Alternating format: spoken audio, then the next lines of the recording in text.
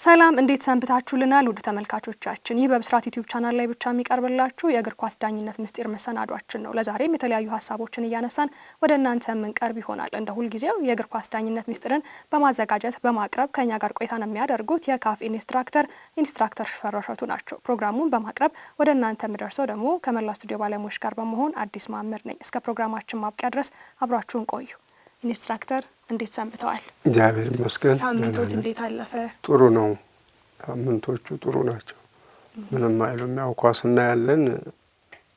ከኳሱ ጋር የሚነሱ ብዙ አከራካሪ ጉዳዮች በወቅቱ ቢሆን ለፕሮግራም ተከታታዮቻችን ጥሩ የሚያወያይ ይሆን ነበር። ችግሩ አንገናኝም እንጂ እኛ በፕሮግራም ስለሆነ እንዲሁ እየቆረጥን እናመጣላችኋለን።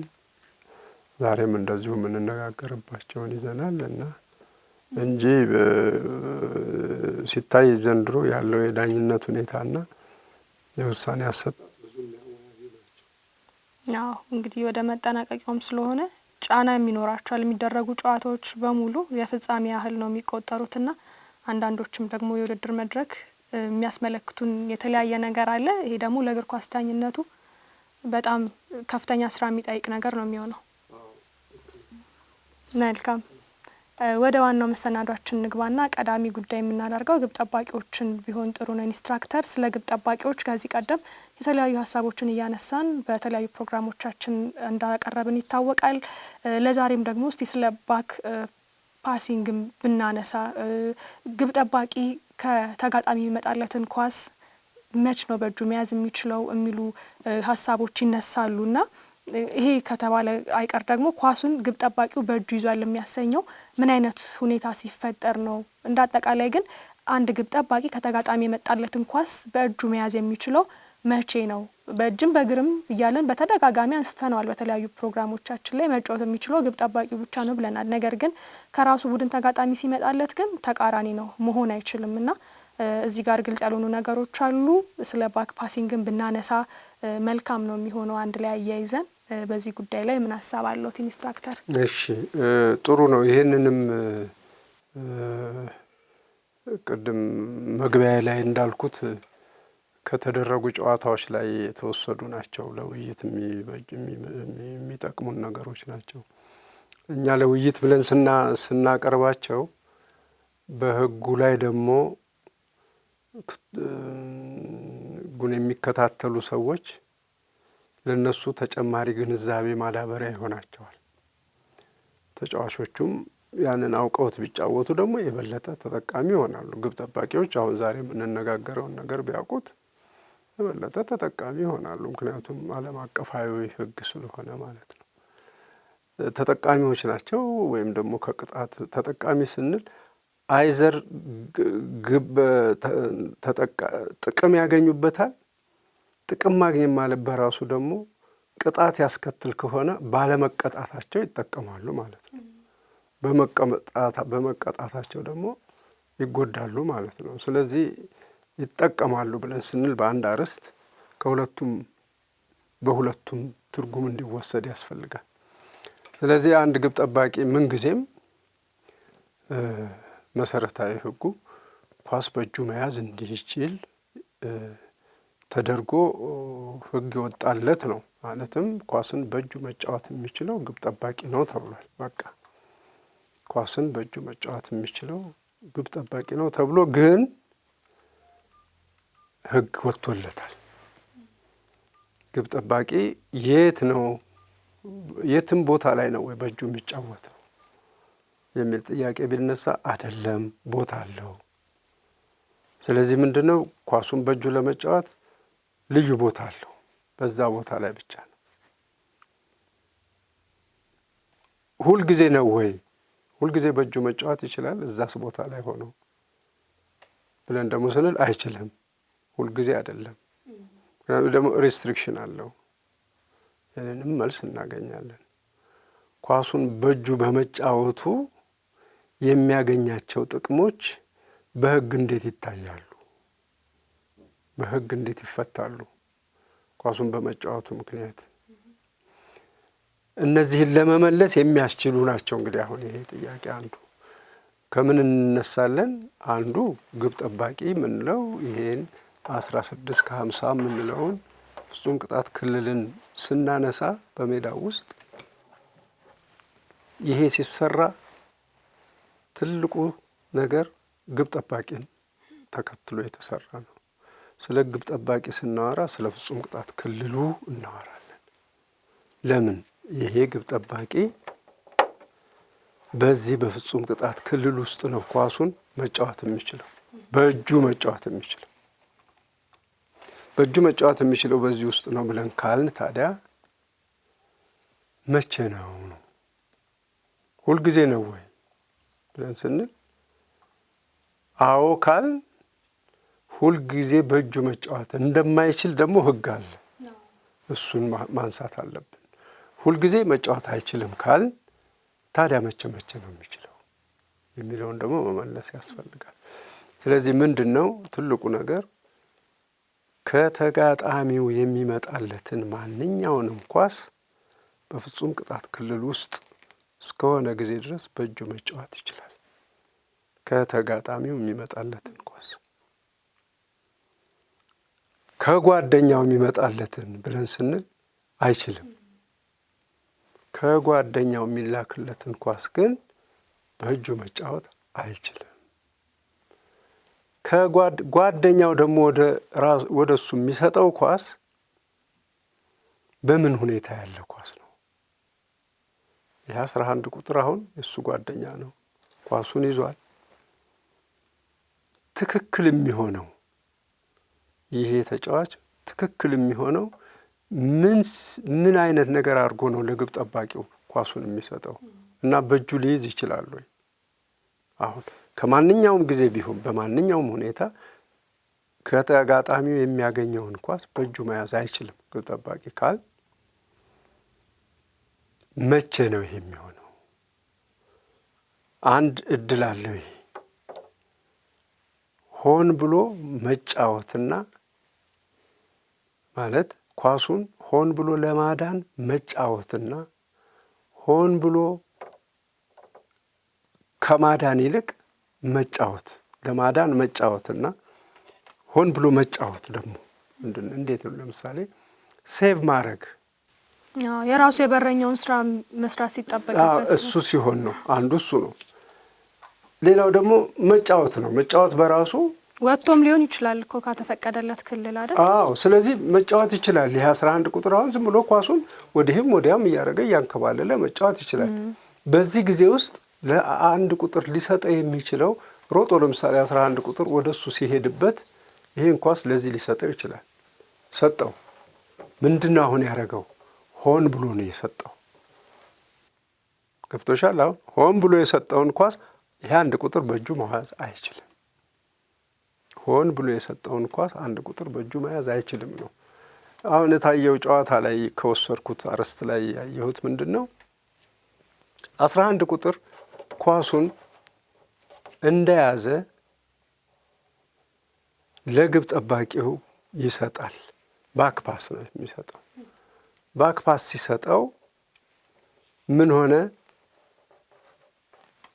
ሮጦ በትክክል አልነበረም የሰጠው ኳሱንና አቅጣጫውን ሳተ።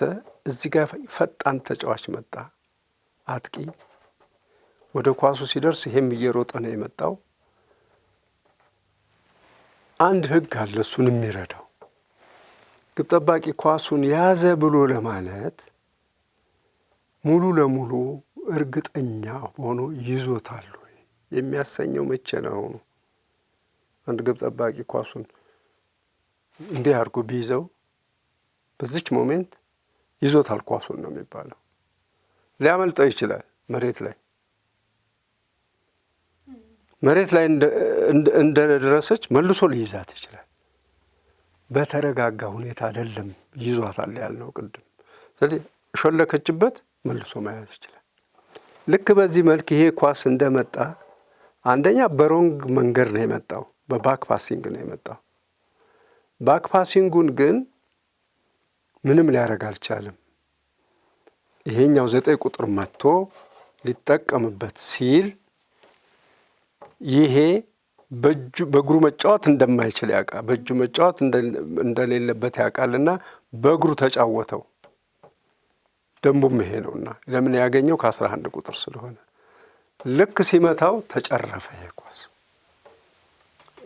አልሄደም ወደሚፈልገው አቅጣጫውን ሳተና እንዳውም ለዚህ በሚጠቅመው መልክ ተሽከርክሮ መጣ። ይሄ ኳስ ሲመጣ ይሄ ግብ ጠባቂ ወዲያውኑ በፍጥነት ወደዚህ መጣና ኳሱን በእጁ ያዘው። በቃ አቅጣጫውን አስለወጠው፣ ወደ ግብ እንዳይገባ አረገው። ይሄ ያስቀጣዋል ወይ ነው ጥያቄው። አሁን ይሄ ግብ ጠባቂ ያስጠይቀዋል ወይ? ብዙ ሰዎች አሉ። አዎ የኳሱ አመጣጥ ከጓደኛው ነው የመጣው፣ እንዳይዘው ሕግ ይከለክለዋል። በእግሩ ነው መምታት ያለበት፣ በእግሩ መቶታል። ከመታው በኋላ መሄዱን ተወና ኳሱ ተመለሰ። ስለዚህ መልሶ መያዝ ይችላል ወይ ነው ጥያቄው። አዎ ይችላል የሚል አካል አለ፣ አይችልም የሚል አካል አለ። አይችልም የሚለው ወገን ቀድሞ ሲነሳ ከጓደኛ የመጣ ኳስ ስለሆነ አሁንም በእነሱ በሁለቱ ልጆች ቁጥጥር ውስጥ ነው ያለው ኳሱ። ስለዚህ አይችልም በሚለው ሕግ እንጽና ነው። አይ ይችላል ለምን ይሉና ሕግ ይጠቅሳሉ አንዳንዶቹ።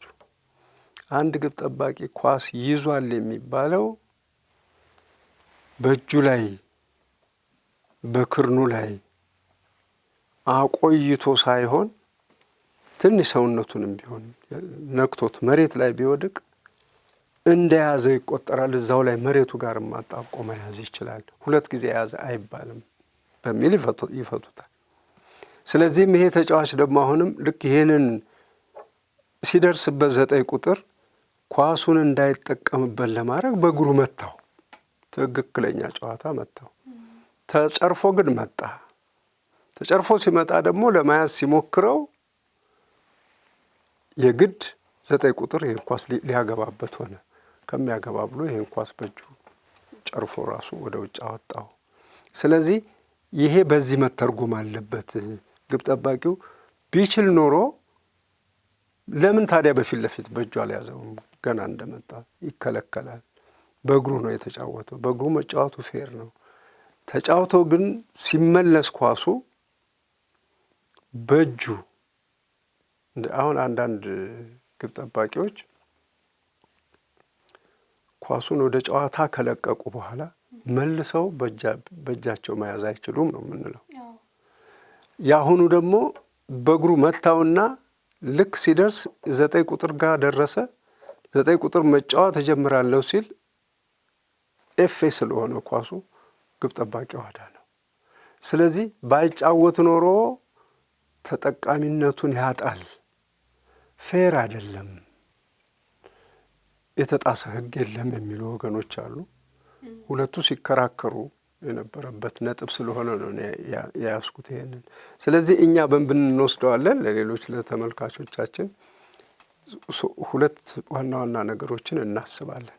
ግብ ጠባቂ ኳስን ያዘ ብለን የምንለው ከጓደኛው እንደተመታለት የሚያገኘውን ኳስ ነው። 1 ከጓደኛው፣ 2ኛ ጓደኛው ደግሞ እጫወታለሁ ብሎ በሚያደርገው ትግል ከ11 ቁጥር ጋር በሚያደርገው ትግል 4 ቁጥር ኳሱን ሊጨርፈው ይችላል። 11 ቁጥርን አመልጣለሁ ሲል 4 ቁጥር በእግሩ ነክቶት ኳስ ወደ ግብ ጠባቂው ሊመጣ ይችላል። ያኔ ከጓደኛ የመጣ ነው ብሎ አይተውም፣ መያዝ ይችላል። ሕጉም ይፈቅድለታል።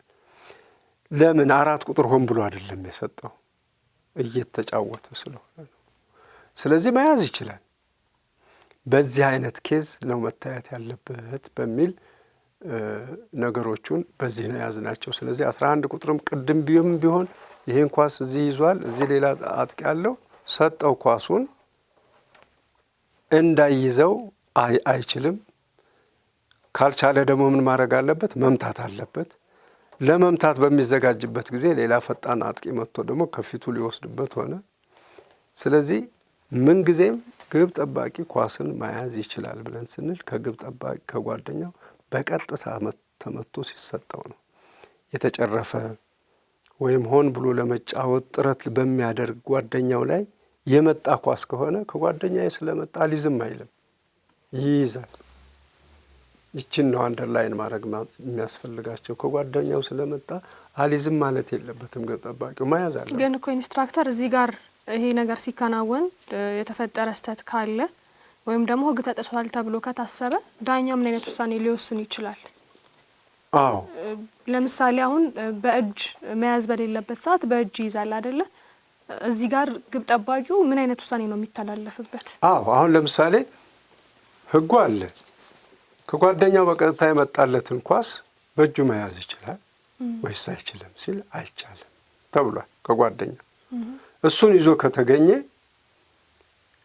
እሱ ኳሱን ይዞ ወደ መሬት ወደ ጨዋታ ከለቀቀ በኋላ 10 ቁጥር ሲመጣበት እፍና አድርጎ ቢይዝ ይቀጣል አይቀጣም? ግብ ጠባቂ ነው ይቀጣል። ዘ ሴም ቲንግ የዛን አይነት ቅጣት ነው የሚቀጣው። አሁን ይሄኛውንም ልክ እንደዛው ነው። 11 ቁጥር ሲሰጠው ሌላ ተጫዋች መጣበት፣ 11 ቁጥር ሲሰጠው በእጁ የሚይዘው ከሆነ ከጓደኛው የሚመጣለትን ኳስ መያዝ አይችልም የሚለውን ሕግ ምን አደረገው ማለት ነው? ሰበረው። ስለዚህ ለዚህ ሁለተኛ ቅጣት ምት ይቀጣል። በሁለተኛ ቅጣት ምት እዚህ ፔናልቲ ኤሪያ ውስጥ ነካበት ቦታ ላይ የያዘበት ቦታ ላይ ሁለተኛ ቅጣት ምት ተሰጥቶ ጨዋታው እንደዛ ይጀመራል፣ እንደገና ይጀመራል ማለት ነው። ለግብ ጠባቂ የተሰጡ የተከለከሉ ነገሮች ግብ ጠባቂ ፈጽሟቸው ከተገኘ በራሱ ፍጹም ቅጣት ክልል ውስጥ በሁለተኛ ቅጣት ምት ነው የሚቀጣው። ሁልጊዜም ለምሳሌ ግልጽ ግብ የማግባት እድል የማበላሸት የምንል ነገር አለ አይደለም? ግልጽ ግብ የማግባት እድልን የሚያበላሸው እኮ አንድ ተጫዋች ከዚህ የመጣለትን ኳስ ሊይዝ ሲል ከጓደኛዬ ነው እኔ የመጣው ስለዚህ ቢይዝ ልቀጣ ነው ብሎ 9 ቁጥር እየሮጠ ሲመጣ ሊለቅለት አይችልም። ቢቀጣ ነው የሚሻለው። እሱ ፍጹም ቅጣት ክልል ውስጥ ከጓደኛ የመጣለትን ኳስ በእጇ ይዝም በሚለው ሕግ ቢቀጣ ነው የሚሻለው እንጂ ግልጽ ግብ ይገባ የነበረውን ከለከልክ አይባልም። እሱ በመደበኛ ጨዋታ ላይ ካልሆነ በስተቀር እሱን ከሜዳ ማስወጣት አይቻልም። በዛ ሁኔታ ሲሪየስ ፋውሎች ሲሰሩ ግን ቀይ ካርድ ነው እንመለከታለን። አዎ እሱ ላይ ግዴታ ግብ ጠባቂው ያው ቦታው ነው የራሱን ኤሪያ ይዟል። ነገር ግን ተጋጣሚ ተጫዋች መጥቶ የሆነ ከበድ ያለ ጥፋት የሚፈጽም ከሆነ እንደዛም ተመልክተናል። ለምሳሌ ግብ ጠባቂው አመለጠችው ኳሱን አመለጠችውና ወዲህ መሄድ ስትችል 9 ቁጥር እየገፋ ሊሄድ ሲል እዚህ የነበረው ግብ ጠባቂ ጎተተው ከጎተተው ምን አደረገ? ጥፋት ነው ያጠፋው። ጎልም ሊሆን የሚችል ደግሞ ነገር ግብ የሚገባን ኳስ አበላሽ። ስለዚህ በቀይ ካርድ ይወጣል፣ እሱ ፔናልቲም ይሰጣል። ጥፋት ነው አይቀርም። ሲሪየስ ፋውል ፕሌዮችም ላይ ይሁን ሌሎችም ጥፋት አይነቶች ይሁኑ ካርድ የሚያሰጡም ይሁኑ የማያሰጡ ቅጣትና ጥፋት ደግሞ የራሳቸው የሆነ የሚቀጡበት መንገድ አለ። ትንሹም ይሁን ትልቁ እዚህ ውስጥ ጥፋት ከመጣ ያው ቅጣት ምት ፔናልቲ ስለሚያሰጥ ፔናልቲውን ያገኛል። ለሱም ተገቢ ካርድ የሚያሰጠው ሆኖ ከተገኘ እስከ ቀይ ካርድ ድረስ ይሰጠዋል። መልካም ኢንስትራክተር፣ ቀረ የሚሉት ሀሳብ ከሌለ ለዛሬ ይሄንን እዚህ ላይ እንቋጭና ለሳምንት ቀጠሮ ይዘን እንሰነባበት። ውድ ተመልካቾቻችን አብራችሁን ስለነበራችሁ እጅግ አድርገን እናመሰግናለን። የዛሬው እግር ኳስ ዳኝነት ምስጢር መሰናዷችን ይህንን ይመስል ነበር። ሳምንት በሌላ መሰናዶ ዳግም እንገናኛለን። በያላችሁበት ቸር ቆዩልን።